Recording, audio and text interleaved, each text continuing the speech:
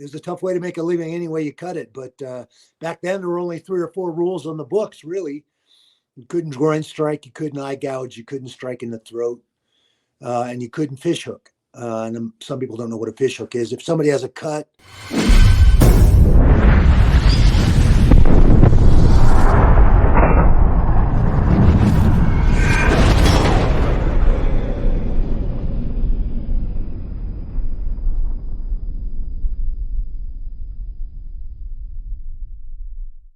Welcome to this episode of Chattin with Staxx. I'm your host, Bill Staxx, and today I got Randy Couture. What's up, Randy? Hey, Bill, how are you, buddy? I'm doing great. Thank you for taking the time to come on the show. Really appreciate it. You bet, man. Glad it worked out. Yeah, me too. So you have an amazing career. You've fought some pretty severe battles in your career. Brock Lesnar, all these incredible athletes. Before we get started, you want to tell the people who you are and where you're from? Randy Couture grew up in Seattle, Washington, actually about 45 miles north of Seattle, a smaller town called Linwood. I started wrestling at the age of 10 in junior high school up there, junior high and high school. Ended up in the Army at 19 years old. Ended up wrestling for the Army, was an alternate on the 88 Olympic team as a soldier, wrestling for the Army. And actually won my first world championship wrestling for the Army in the Armed Forces Wrestling Championship. It's called SISM, the Military World Championships in 1988. That summer in Palermo, Sicily. It was a pretty amazing wrestling journey. And that basically was the start of my combative sports training and a life spent on a wrestling mat, basically. It wasn't until 97 when I started fighting and got introduced to the sport of mixed martial arts, or no holds barred, as they called it back then. Yeah. Kind of did that on a whim. Was coaching at Oregon State, coaching wrestling and saw this sport. And back then it was a little different. You filled out an application and sent it in. There was no amateur ranks. There was no proving grounds or place to get your feet wet. You just jumped right in. And my very first fight was UFC 13. I fought twice that night in a heavyweight tournament. The ball was rolling, off and running. So. And back then there was how many rounds was it? It wasn't rounds. It was a 21-minute fight. It was 15 minutes. And then if nobody won at the end of the 15 minutes, you went 2 3-minute overtimes to hopefully determine a winner. About a year later, we started running towards regulation. They started implementing rounds and coming up with unified rules. And all the things that we see in the sport now are all because of that, running towards regulation, trying to be understood as athletes and as a sport. Because for a long time there, most people thought we were crazy, that we were criminals because of what we do, because we get in the cage and fight. But obviously that's not the case. It was brutal in the beginning. I remember when it first started. It was brutal. Yeah, it was tough. It was a tough way to make a living any way you cut it. But back then, there were only 3 or 4 rules on the books, really. You couldn't groin strike, you couldn't eye gouge, you couldn't strike in the throat, and you couldn't fish hook. And some people don't know what a fish hook is. If somebody has a cut or you stick your finger in somebody's mouth, that's considered fish hooking. And that was outlawed back then. But that were really the only four rules on the books at that time. Wow. Around that time, were there people getting really hurt? No. Have you seen people get hurt? I know you've hurt people in the ring. Really hurt? I mean, maybe you have to define that. But sure, you're going to see people get cut. And I've seen very, very few serious injuries. Occasionally you'll see a joint or a broken limb. It's a contact sport for sure, but most all of those things heal within a matter of weeks. So I've never seen anybody seriously injured in this sport. I competed in it for 14 years and I've been involved in it now since 1997. So 25 years, 26 years. Knockouts are a serious thing and something we have to take seriously. And the athletic commissions are there to protect these fighters, sometimes from themselves, because we're a bit crazy. Let's be honest. It's a crazy way to make a living, but I love it. It's a great sport. It's an amazing sport. There's no better character builder on the planet than the individual combative sports, in my opinion. You're a 6-time UFC champion. You have completed record of 16 title fights. What was it like to be fighting as a heavyweight? The bigger guys are just that. They're big, and you have to approach them a little bit differently. You don't try to go nose to nose or toe to toe with guys that size. You have to make them move, make them work. Uh, I had to use my agility and my brain. It's a thinking man's game. Kinetic chess, I like to call it.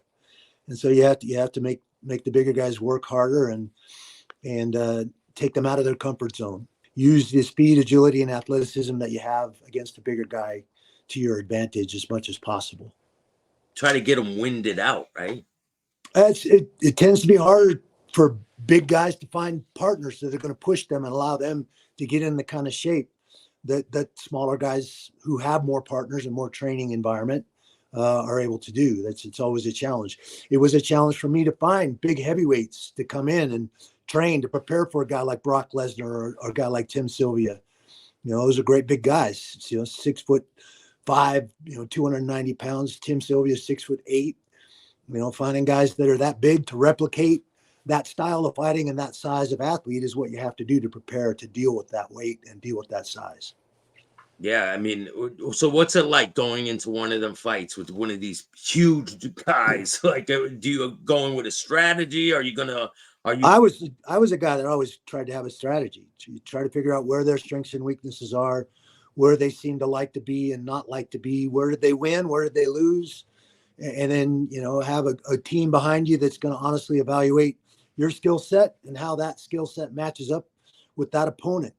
Fighting is problem solving. That guy poses certain problems physically, mentally, technically, tactically, that you have to figure out how to solve. And when you get it right, it's amazing. And when you get it wrong, it's a rough night. Your record's pretty good, but you've had some losses. I have a 19-11 fight record. Everybody talks about 6 world championships, so that means I lost it at least 5 times. And the truth is, I lost it all 6.